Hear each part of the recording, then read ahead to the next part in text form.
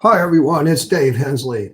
I wanted to follow up on my last video in which I showed that with imagination and business experience, the Moore County Board of Education could have provided a free 300 to 400 seat A-rated school. But just like you're going to see this evening, the Board of Education, due to their lack of demonstrated success and lack of business experience, they missed an opportunity where in the last 6 months, they could have doubled the classified staff pay and set up a 33% pay increase for them for an entire year with no cost to the Moore County taxpayer. So let's get underway. So a bit of background. The classified staff are people who work in the Moore County school system who don't have certifications. Although there are exceptions, the vast majority of the classified staff are bus drivers, mechanics, food service workers, etc. It is shameful and inexcusable that the Moore County Board of Education pays these hardworking, dedicated team members $9 to $10 an hour. However, just this year, all of a sudden, after 4 years on the job, the Board of Education is all of a sudden interested in classified staff raises. Makes you wonder why. Well, obviously, it's because it's an election year. The Board of Education had 4 years to give these hardworking people raises and failed to do so. But just like the Democrats they are, election time rolls around, they start talking about classified staff raises and never deliver. But the fact of the matter is, according to former Moore County Commissioner Chair Nick Paserno, the Moore County Commissioners have given dollars to the Moore County, have given dollars in previous years, many times, several times, for classified staff raises. However, the Moore County Board of Education spent that money that was given to them for classified staff raises. They spent them on other things and pet projects. Perhaps they spent it on the huge expansion of central office bureaucrats. We'll never know, but that's not really the topic of this. Before I go into the meat of this, I want to talk about my companies a little bit.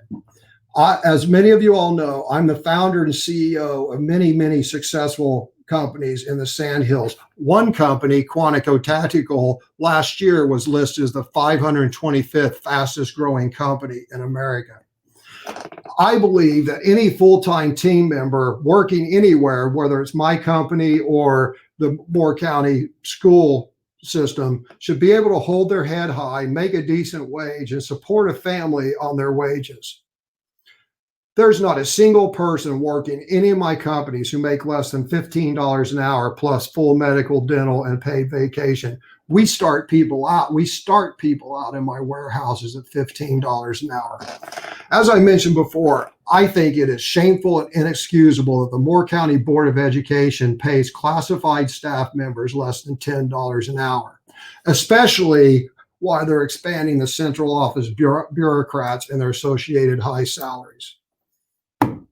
So let me give you the background on doubling classified staff raises.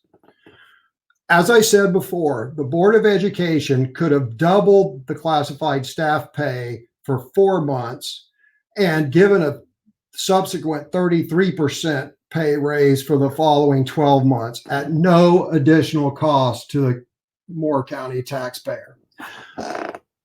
Look back at the beginning of the year. From April through the end of July, people on unemployment got $15 an hour from the federal government, plus the regular state unemployment. In North Carolina, that was approximately $21 an hour, which is twice what many of the classified staff made. You will note that April to July, and this is important to keep the math right, you'll notice that April through July is a 4-month period. Also, Moore County schools were closed April through July, so much of the classified staff, although they're essential to normal daily operations, since the schools were closed, we really didn't need the mechanics, the maintenance worker, the food service workers. So many of them, if not most, were not needed. So how would this have worked? The Board of Education, once it became apparent that unemployment would be $21 an hour and last through the end of July, the Board of Education should have laid off all classified staff who were not absolutely essential while the schools were closed. However, when they laid them off, they should have continued their medical and dental benefits. Once they were laid off, the classified staff workers would have immediately gotten paid $21 an hour, most of that federal money.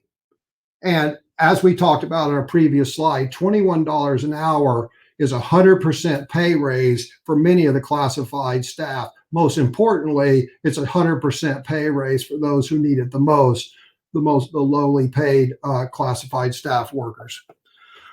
Then the BOE, now that they're not paying 4 months of classified staff, they take that 4 months pay and they give every member a 33% raise for the following year.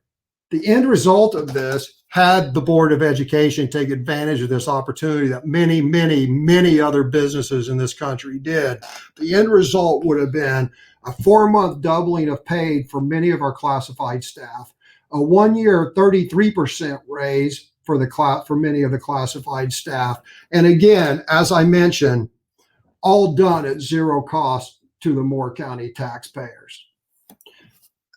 Note that I have a disclaimer at the bottom that the above figures are estimates, but they're pretty darn close to how it would have worked out. So why didn't the Board of Education do this? First, let me point out, this is exactly what many companies such as Hobby Lobby did. Why didn't the Moore County Board of Education do this? Well, perhaps you should ask them, but my observations are the Board of Education has zero executive business experience, and they just do whatever the central office tells them to do. Well, the people in the central office are bureaucrats, and their job is to spend money, not save it or look for innovative solutions. Second bullet ties closely to that. The Board of Education is made up of people who spent their lives in bureaucracies, whether working for a school system or working for a publicly traded companies, where the focus is spending money, not saving money or implementation of innovative ideas. This, along with many, many other examples that I provided, illustrates why we need people with demonstrated records of success on the Board of Education. Things are going to be different when I'm on the Board of Education. First, I'm going to ensure academic results, not excuses. Second bullet, I'm going to ensure financial discipline and responsibility. The previous example was a great example of how we could have significantly increased pay while not increasing the burden on the taxpayer. I will ensure one standard for all with no favoritism. I'll ensure standards are set and enforced. I'll make really sure that we don't have an elementary school principal serving her prison sentence while in charge of 400 students. I'll ensure people are held accountable for their actions. Reference example above. I'll ensure that our children have leaders and role models which set the example and who they respect.